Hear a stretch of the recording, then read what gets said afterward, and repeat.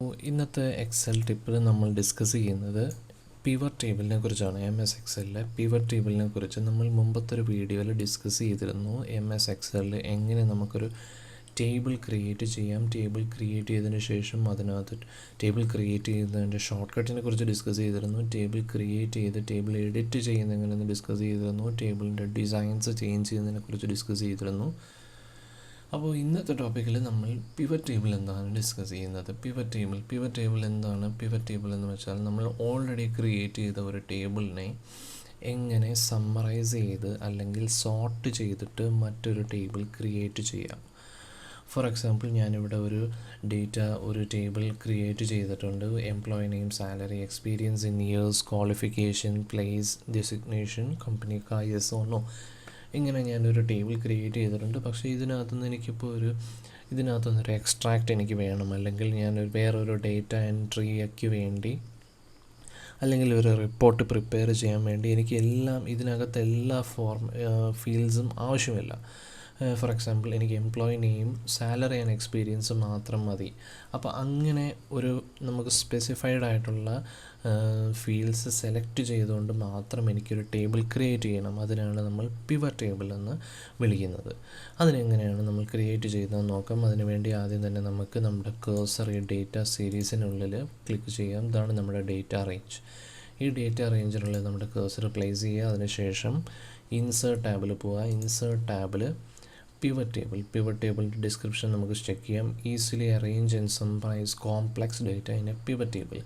നമുക്കിപ്പോൾ ഇതൊരു സിമ്പിൾ ടേബിളാണ്. നമുക്ക് 3-4 കോളംസും റോസും ഉള്ളൂ. പക്ഷേ ഇത് നമുക്ക് കോംപ്ലിക്കേറ്റഡ് ആയിട്ടുള്ള വലിയൊരു ഡേറ്റ നമ്മുടെ മുമ്പിൽ വരുമ്പോഴാണ് പിവറ്റ് ടേബിളിൻ്റെ യൂസ് എന്താണെന്ന് നമുക്ക് ശരിക്കും മനസ്സിലാവുന്നത്. ഇതിപ്പോൾ നമുക്ക് മനസ്സിലാവാൻ വേണ്ടി ഞാനൊരു സിമ്പിൾ ടേബിൾ എടുത്തേക്കുന്നത്. അപ്പോൾ ഞാൻ ഇൻസേർട്ട് ടാബിൽ പിവറ്റ് ടേബിൾ എന്നുള്ള ബട്ടൺ ക്ലിക്ക് ചെയ്യുകയാണ്.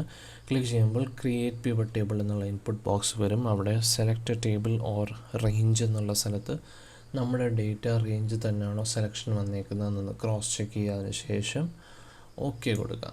ഓക്കെ കൊടുക്കുമ്പോൾ അടുത്ത വർക്ക് ഷീറ്റിൽ ക്രിയേറ്റ് വർക്ക് പിവറ്റ് ടേബിളിനുള്ള ഫീൽഡ്സ് സെലക്ട് ചെയ്യാനുള്ള ഓപ്ഷൻ വരും. ഇവിടെയാണ് നമ്മുടെ പിവറ്റ് ടേബിൾ വരുന്നത്. To build a report, choose fields from the pivot table field list. ഇതാണ് പിവറ്റ് ടേബിൾ ഫീൽഡ് ലിസ്റ്റ്. ഇവിടെ ഫിൽറ്റേഴ്സ്, കോളംസ്, റോസ്, വാല്യൂസ് എല്ലാം ഉണ്ട്. ഇവിടെ നമുക്ക് നമ്മുടെ റോയിൽ എന്താണ് വേണ്ടത്, അതിനുശേഷം ഏത് ഫീൽഡാണ് നമുക്ക് സെലക്ട് ചെയ്യേണ്ടത് എന്നാണ് വേണ്ടത്. ഇവിടെ നമുക്ക് പഴയ വർക്ക് ഷീറ്റിലോട്ട് പോയാൽ നമുക്കറിയാം നമുക്ക് എംപ്ലോയി നെയിമും സാലറിയും എക്സ്പീരിയൻസും ആണ് വേണ്ടത്.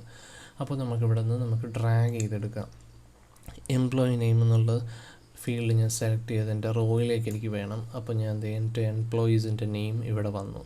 ഇനി നമുക്ക് സാലറിയും എക്സ്പീരിയൻസ് ഇൻ ഇയേഴ്സും വാല്യൂസാണ്. അപ്പോൾ വാല്യൂസ് എന്നുള്ള ഹെഡിലേക്ക് സാലറി ഡ്രാഗ് ചെയ്തിടുക. അപ്പോൾ അതായത് എംപ്ലോയീസിൻ്റെ സാലറി ഇവിടെ വന്നു കഴിഞ്ഞു. എക്സ്പീരിയൻസ് ഇൻ ഇയേഴ്സും ഡ്രാഗ് ചെയ്യുക.